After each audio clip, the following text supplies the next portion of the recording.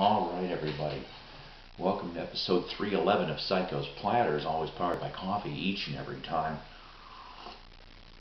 So, why does the mighty Psycho happen to have his Paul McCartney shirt on? Yeah, that's right, I've been talking about trying to do this. I'm a little late to the game. For that I apologize, but it's not for lack of effort, which I'll tell you in a moment. We are going to be reviewing McCartney 3. Yes, McCartney 3, which came out this past Friday, December 18th, 2020, on Capitol Records. Alright, so here's the front, here's the back, and here is your inlay. Alright, your inside here. Also, you've got a lyric booklet with all your lyrics. There's a nice picture of Macca, isn't it now? Yes. And with good old stand-up bass. And there he is at the drums. Alright. Before I get into this review, and you know I try to make them short, sometimes I make them a little bit long. This time it could be in between. I think this honestly might be the last time I try to hunt down a record when it comes out brand new physically. I went to 7 different places to get this album. 7, okay? Several Walmarts. Nope, they're not doing new CDs anymore. That's what it appears, okay? At least not in the brick and mortar stores, alright? Target, my local Target, had a slot for the McCartney 3. Now, of course, like I said, it came out Friday the 18th. I went Saturday the 19th in the early evening. None there. Nobody over there could tell me whether or not they had any or put them out, or if they had any in the back. I was a little pissed about that. It took vintage stock is how I got this copy. And they had 3 copies, by the way. So, my research is courtesy of PaulMcCartney.com and PaulMcCartneyProject.com. Yes, very interesting sites, especially Project, if you want to delve into Paul's back history, for recordings and stuff. So like I said, this came out on Capitol Records. McCartney 3 here. McCartney 2, 40 years ago, May 1980. And of course, McCartney was put out in April 1970. All of this here pretty much recorded during, as he calls it, Rock Down, which basically is almost all of 2020, except for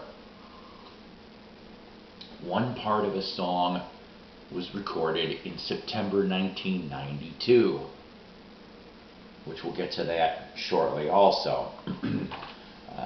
And pretty much on all of this album, except for Slidin', he does everything. He does all the instrumentation, everything. Slidin' happens to have Rusty Anderson and Abe Laboriel Jr. I hope I'm pronouncing that right, Abe. Sorry. But they're both on Slidin', okay?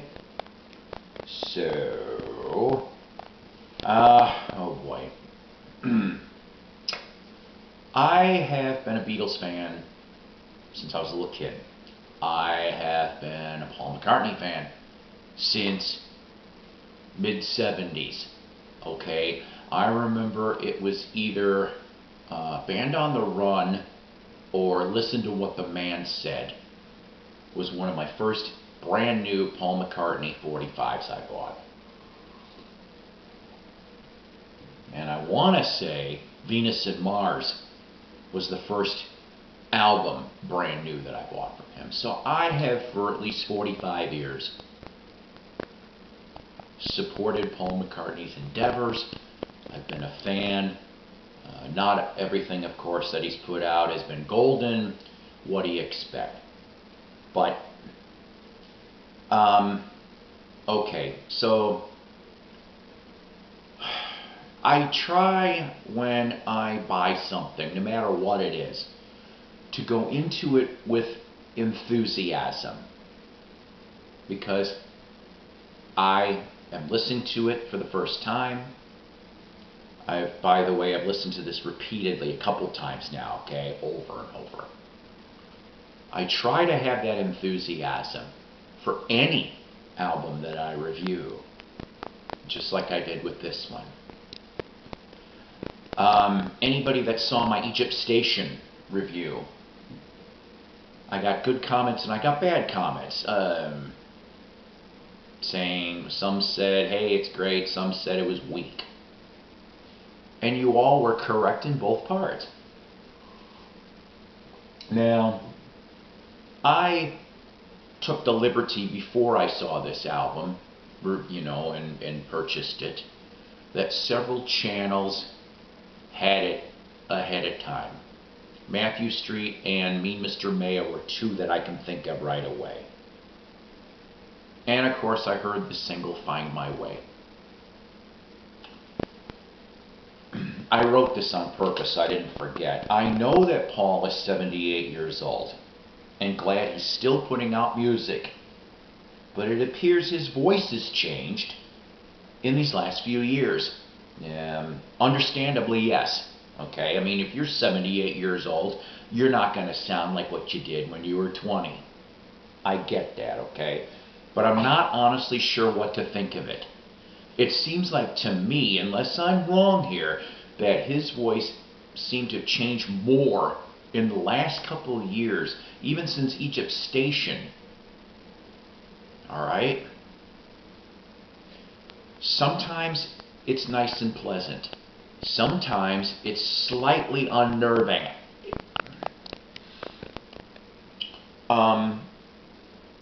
11 tracks here. Okay. My favorites. Long-Tailed Winter Bird. I like the way it starts. I like the acoustic, the way he did things on this. So Long-Tailed Winter Bird. Alright. Find My Way. I do like that one. Slidin'. Slidin's got a slight little boogie to it.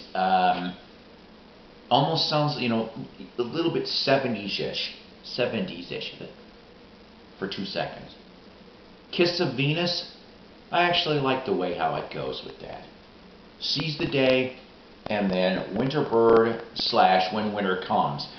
And When Winter Comes, that portion was recorded in September 1992, along with several other songs for the Off the Ground sessions back in September 92. In fact, the day that this was recorded, 2 other songs were recorded as well, and none of those landed on Off the Ground either. They landed, if I remember correctly, as B-sides for Flaming Pie. So it's just it was an interesting ending to hear Paul, 1992 Paul. You know what I'm saying? I really wish I could tell you I love this album completely, but I'd be a liar. It's not a great album. It's not a total crap album. Okay? I like about 5 out of 11 songs. Maybe 6. I think he tries a little too hard, it seemed like to me. What do I mean by that? I think in the lyrics, sometimes in the music. I think, truthfully, 2 of the songs, one of them was Deep Deep Feelin'. I cannot remember if it was Deep Down. It was one of those 2. Should have been shortened a little bit more. Maybe it would have helped a little bit. Saying that, I think Ringo had a good idea. And I know you're like, Ringo? Well, we're talking about Paul here. Yeah, just give me a second, please. Ringo announced that he has got a new EP coming out in late January, if I remember correctly. I've already heard the first single, and I kind of like it. But it's Ringo music, you know? you know what you're getting. But Ringo's not the only one that has started to think of not doing album type of mentality anymore. They still want to put out new product, but putting it out on 5 or 6 song EPs. I hate to admit this, but for certain bands and certain artists, I think that's actually maybe the smart way to go. I think that if McCartney 3 would have been an EP instead of an album, it would have been a little bit more stronger, is all I'm saying. And the favorite tracks that I mentioned here, that would be the stuff that would have slapped on the EP. I think it would have been a lot more stronger and a little more pleasant too. Okay? Just being very honest. Also, whether it's Paul's doing, Capitol Records doing, I don't know. There is so many versions of this out there. So many. This is your regular cover, okay? But I know that Target has got a green cover for their CD. Also, there's several different retailers having various different colored vinyl variants. I'm sorry, it's not that I was being lazy. There's just too many of them for me to play catch up on. Okay, this CD here I paid, like I said, for vintage stock was $14.99. Target has it for $13.99. You might be able to get a little cheaper online. Like I said, the Walmarts around here did not carry it. Like I said, not a great album, but not a total shit album. It's just in between. Okay? In the comments, let me know if I'm right, I'm wrong. Paul, you're an asshole for busting Paul's chops. I love him. I do love him. Just, even favorite artists can have off records. What's your favorite off of here? Did you buy it already? What kind did you buy? CD, vinyl? What did we do? Are you gonna get it? Are you, or are you just like, I want to just tell me in the comments, or even like, what's one of your favorite McCartney songs or McCartney albums? Okay. Like I said, up and coming in Beatle typedom. January, Ringo's got that new EP.